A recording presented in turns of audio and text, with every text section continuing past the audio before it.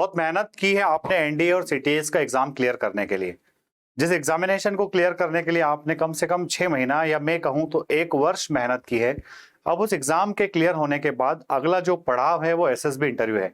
And यकीन मानिए SSB interview जो है वो अपने आप में एक डिफरेंट प्रोसीजर है आपके रिटन एग्जामिनेशन से। तो क्या आप इस एसएसबी इंटरव्यू की तैयारी के लिए रिजल्ट का वेट करोगे?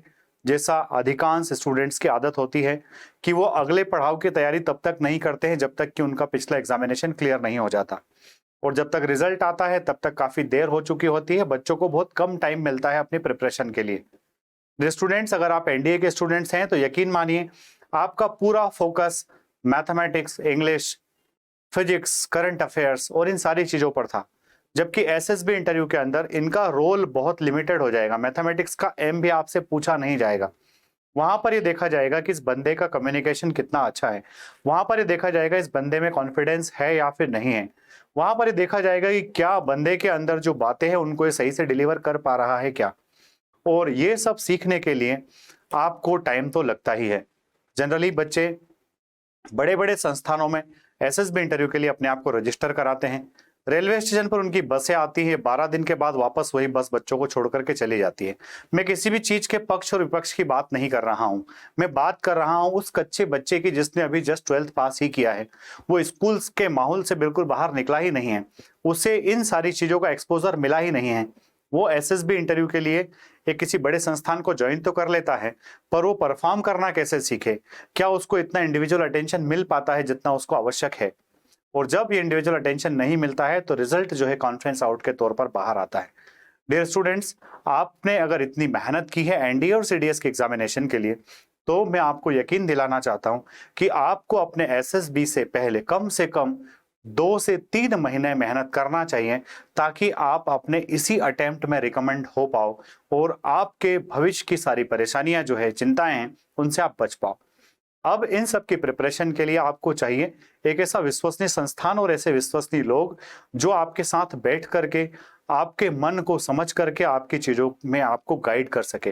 तो फोर्स डिफेंस एकेडमी पर एक ऐसा ही प्लेटफॉर्म आपको मिलेगा जिसमें आपको colonel Manoj Barman sir, commander Vikas Yadav sir और मेरे साथ में एसएसबी इंटरव्यू की कंप्लीट प्रोसीजर और साथ ही साथ एसएसबी इंटरव्यू के लिए आपको कैसे प्रिपेयर होना है वो सब हम सब लोग मिलकर के आपको सिखाएंगे।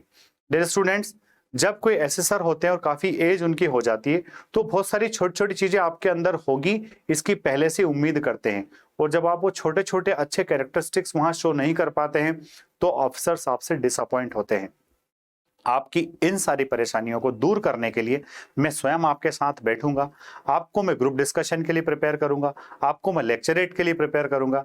और ध्यान रखिए बच्चा, जिस तरह से एनडीए की एग्जामिनेशन में आप पेन लेकर के गए थे, उसी तरह से एसएसबी के लिए आप अपना कम्युनिकेशन अपने साथ में लेकर के जाएंगे। और अगर आपने अपने आप को प्रेजेंटेबल मैनर में कर दिया, आपने कम्युनिकेट किया कॉन्फिडेंस और कॉन्शियसनेस के साथ, तो डेफिनेटली आप रिकमेंड जरूर होंगे। और डियर स्टूडेंट्स, हमारा एसएसबी का जो प्रोग्राम है पूरा 30 डेज का प्रोग्राम है, ना ये 12 दिन का, ना 14 दिन का, ना 15 दिन का प्रोग्राम है, ये टोटल 30 डेज का प्रोग्राम है जो कि 2 मई से प्रारंभ हो रहा है। डियर स्टूडेंट्स, मैं इंस्टा और यूट्यूब दोनों पर वीडियो डालता हूं। हमारा अभी 16 अप्रैल वाला जो बैच है वो फुल हो चुका है, उसमें कोई गुंजाइश नहीं है एडमिशन के लिए। अब अगला बैच जो है वो 2 मई से स्टार्ट हो रहा है। 2 मई से जो बैच स्टार्ट हो रहा है इसके लिए रहना, खाना प्लस आपका एसएसबी, ये सब मिला करके फीस जो है सिर्फ 13,500 रुपये है, जो हिंदुस्तान में शायद सबसे कम है। इतनी कम फीस में शायद कहीं आपको एसएसबी इंटरव्यू की प्रिपरेशन करने का मौका शायद ना मिले, और वो भी एक्सपीरियंस्ड हैंड्स के साथ। कर्नल मनोज बर्मन सर जो कि सीनियर साइकोलॉजिस्ट रहे हैं, व्यक्ति के व्यवहार में सबसे बड़ा रोल होता है उसके साइकोलॉजी का, उसके इमोशंस का। अगर व्यक्ति के साइकोलॉजी इमोशंस को ठीक ठाक वे में गाइड कर दिया जाए, सही से कंट्रोल कर दिया जाए, तो निश्चित तौर पर बच्चे का क्वालिटी, बच्चे का एटीट्यूड, बच्चे की पर्सनालिटी अपने आप डेवलप हो जाती है। साथ ही कमांडर विकास यादव सर आपको ग्राउंड पर गाइड करेंगे जीटीओ के लिए। ये दोनों जब अच्छा होगा, सर्विस का नॉलेज हम जब बहुत अच्छा करा देंगे, आपकी साइकोलॉजी, आपका फैमिली बैकग्राउंड, आपका एसडी सब कुछ अच्छा करा देंगे, तो डेफिनेटली आप इंटरव्यू में बहुत अच्छा परफॉर्म करेंगे। और यही दोनों अफसर्स आपका इंटरव्यू भी लेंगे। और मैं आपको आपके पीपीडीटी के लिए, जैसा आप चैनल के पे देखते भी हैं, डेली पीपीडीटी लाता हूं, तो पीपीडीटी आप अच्छे से सॉल्व तो करते हो, पर कोई आपका नरेशन सुने, आप ग्रुप में डिस्कस करो, आप कॉमन स्टोरी तक पहुंच पाओ, ये सारी चीजें बहुत ही आवश्यक है। तो एंट्री चाहे जो हो, चाहे एनडीए का एंट्री हो, सीडीएस का, या फिर एसएससी टेक एफकेट का, आपको एक बार पर्सनल गाइडेंस लेने की जरूरत जरूर होती है। तो आप फोर्स परिवार का हिस्सा बनिए। मिनिमम फी में इतना अच्छा अपॉर्चुनिटी शायद आपको ना मिले, और मैं ये भी नहीं कहूंगा कि हमारे यहाँ सीट्स लिमिटेड है, आप जल्दी कीजिए। आप सोचिए, विचारिए, अच्छे से डिसीजन लीजिए, और फिर अगर आपको ऐसा लगता है कि फोर्स डिफेंस एकेडमी आपको सही तरीके से गाइड कर सकती है, तो आप फोर्स परिवार का हिस्सा बनिए। You will never be disappointed. जय हिंद, जय भारत, इंकलाब जिंदाबाद, भारत माता की जय।